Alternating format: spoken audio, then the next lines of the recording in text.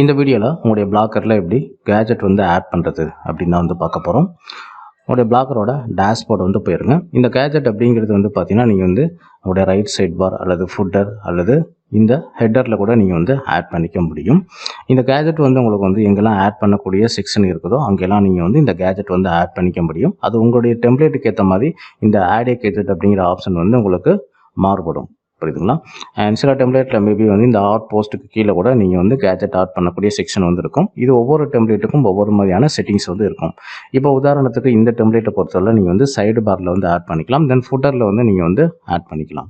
இப்போ இதில் வந்து கேஜெட் வந்து எப்படி ஆட் பண்ணுறது அப்படின்னு பார்த்தீங்கன்னா, இப்போ நம்ம வந்து இந்த ரைட் சைட் பார் வந்து பார்த்தீங்கன்னா ஒரு சர்ச் பார் வந்து ஆட் பண்ண போகிறோம். அது எப்படி நம்ம ஆட் பண்ணுறது அப்படின்னு பார்த்தீங்கன்னா, ஆட் ஏ கேஜெட் அப்படின்னு சொல்லிட்டு இந்த ஆப்ஷன் வந்து கிளிக் பண்ணுங்கள்.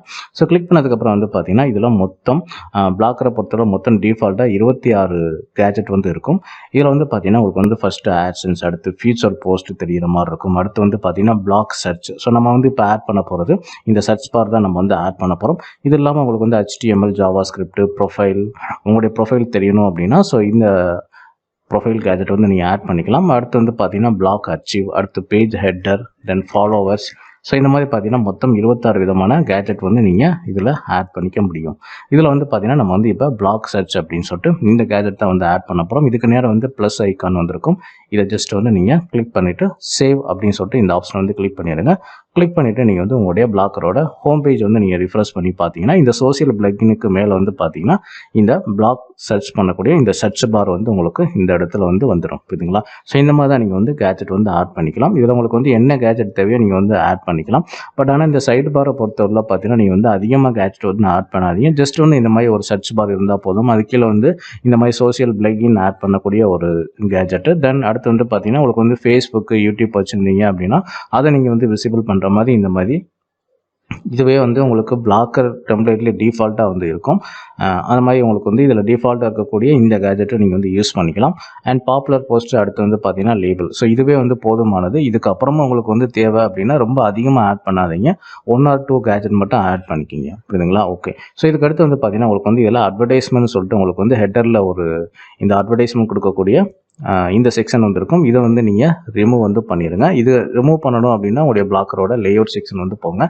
ஸோ லேஅவுட் செக்ஷன் போனதுக்கப்புறம் வந்து பார்த்தீங்கன்னா இதில் வந்து ஹெட்டர் லோகோக்கு நேரம் வந்து பார்த்தீங்கன்னா ஹெட்டர் ஆட் 728/90 அப்படின்னு இருக்கும். ஸோ இதில் வந்து கீழே வந்து பாருங்கள் HTML, ஜாவா ஸ்கிரிப்ட், இதுக்கு நேரம் ஒரு பென்சில் மார்க் இருக்கும்.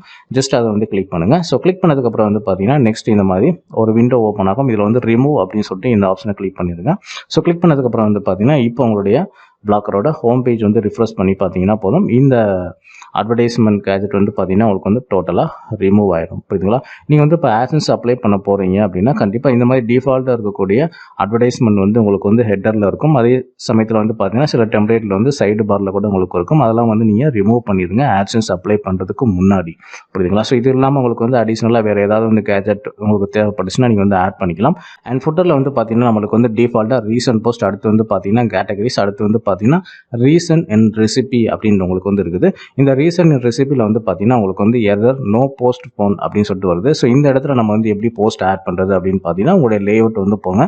ஸோ லேஅவுட் போனதுக்கப்புறம் வந்து பார்த்தீங்கன்னா ஃபோட்டோ செக்ஷன் வந்து ஸ்க்ரோல் பண்ணுங்கள். இதில் வந்து ரீசன் அண்ட் ரெசிபி அப்படின்னு இருக்கும். நம்ம வந்து என்ன மாதிரி உங்களுக்கு வந்து பிளாக்கரில் நீங்கள் கேட்டகரி போட்டிருக்கீங்க அப்படின்னு வந்து பாருங்கள். நம்மளுடைய பிளாக்கரை பொறுத்தவரை பார்த்தீங்கன்னா போஸ்ட் ஏ, போஸ்ட் A1, A2, A3, அடுத்து வந்து பார்த்தீங்கன்னா போஸ்ட் B அப்படின்னு சொல்லிட்டு இந்த 5 விதமான கேட்டகரியில் போஸ்ட் வந்து போட்டிருக்கோம்.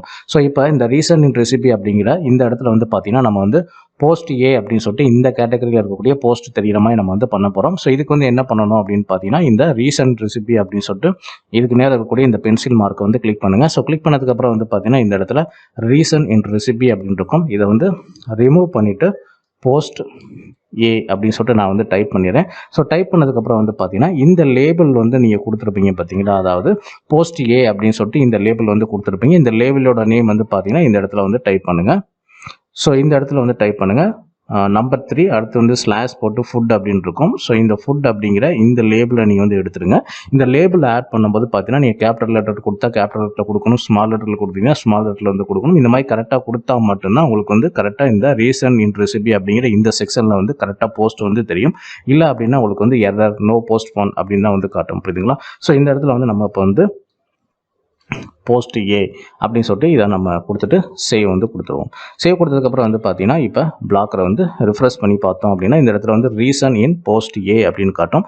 இந்த போஸ்ட் ஏல வந்து நம்ம என்னென்ன போஸ்ட்லாம் உங்களுக்கு தெரியும் அப்படின்னு பார்த்தீங்கன்னா போஸ்ட் ஏ அண்ட் இந்த செக்ஷன் எல்லாமே உங்களுக்கு வந்து தெரியும். புரியுதுங்களா? ஸோ இந்த போஸ்ட் ஏல என்னெல்லாம் வந்து போஸ்ட் இருக்குதோ அந்த போஸ்ட் எல்லாமே இந்த இடத்துல வந்து தெரியும். ஸோ இப்படி தான் வந்து பார்த்தீங்கன்னா இந்த ஃபுட்டரில் இருக்கக்கூடிய இந்த ரீசன் இன் ரெசிபி அப்படிங்கிற இந்த செக்ஷனை நீங்கள் வந்து நேம் மாற்றிட்டு அதில் என்ன போஸ்ட் வந்து குறிப்பிட்டு தெரியணுமோ அதை நீங்கள் வந்து இந்த மாதிரி சேஞ்ச் பண்ணிக்க முடியும்.